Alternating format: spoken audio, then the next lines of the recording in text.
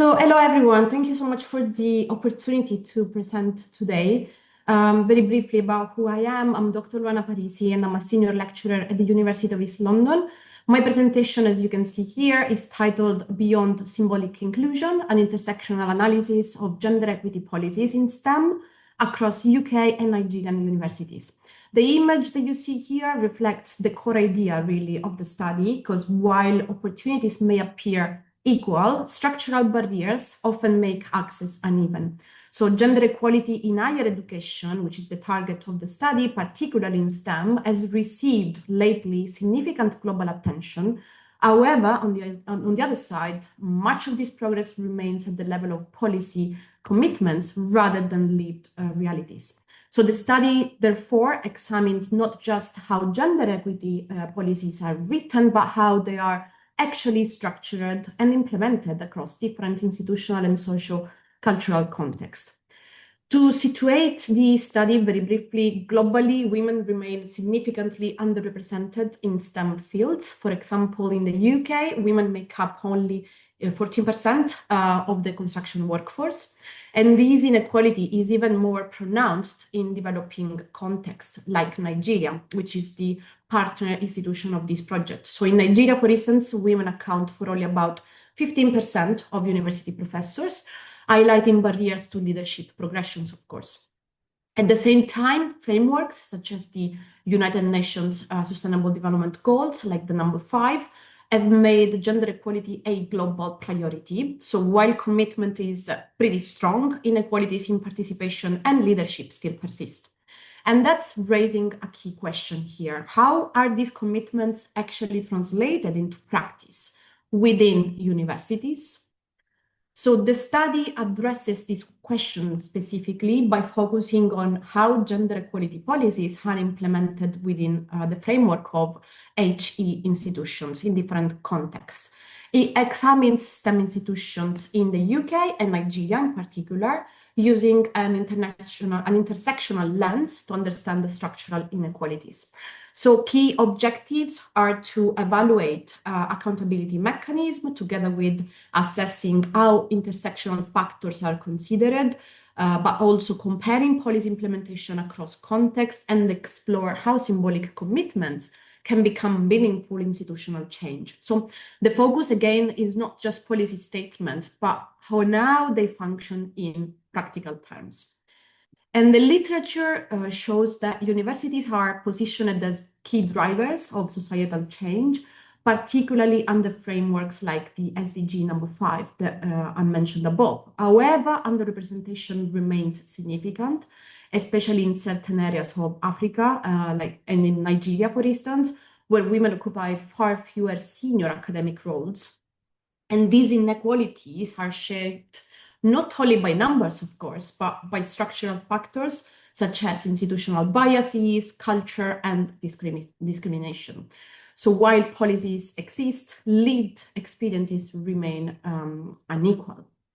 And in response, universities have introduced accountability mechanisms such as gender equality plans or Athena Swan framework and certification systems, but the literature highlights a key issue that is known as symbolic compliance.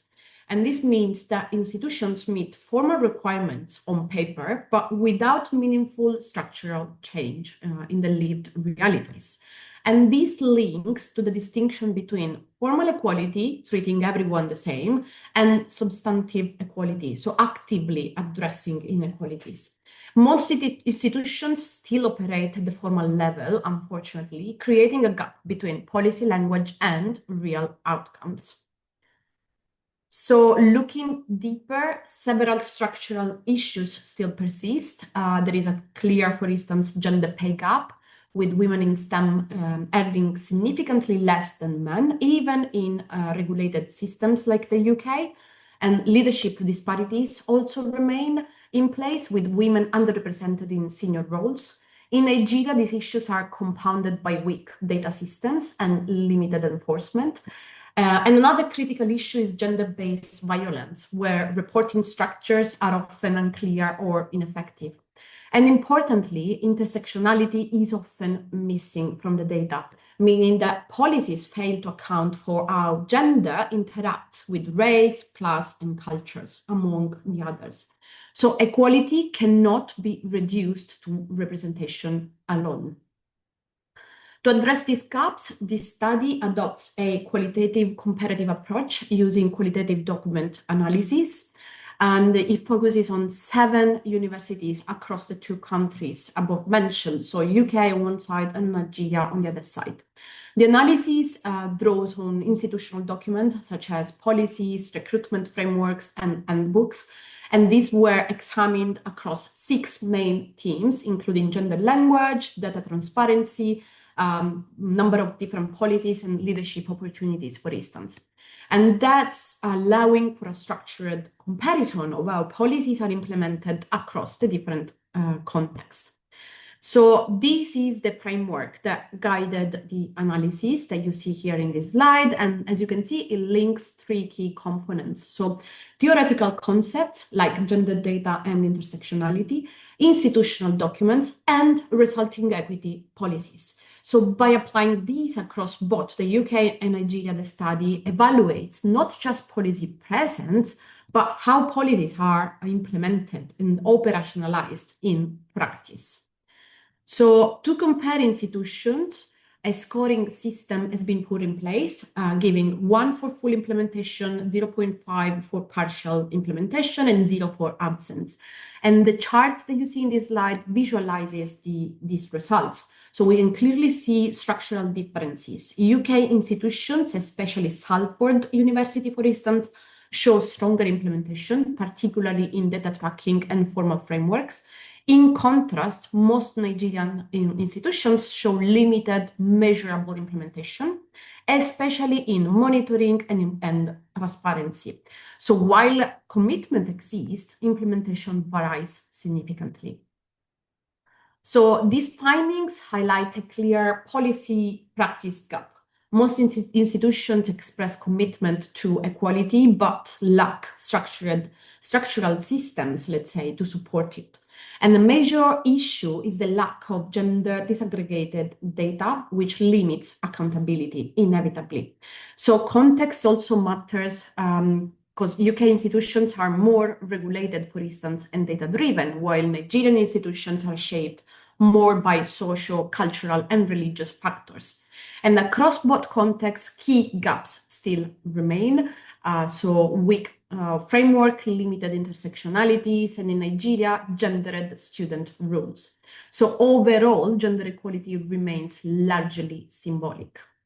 So in conclusion, gender equality is widely declared on paper, but often weakly implemented. UK institutions show more structured approach, while Nigerian institutions rely more on general commitments. And the key takeaway is the importance of data transparency. So without it, progress cannot be measured in the long run. So intersectionality also remain largely absent, and this means achieving real change requires moving from symbolic inclusion to structural implementation. And that's including data tracking, accountability systems, and support mechanisms like mentorship and career pathways.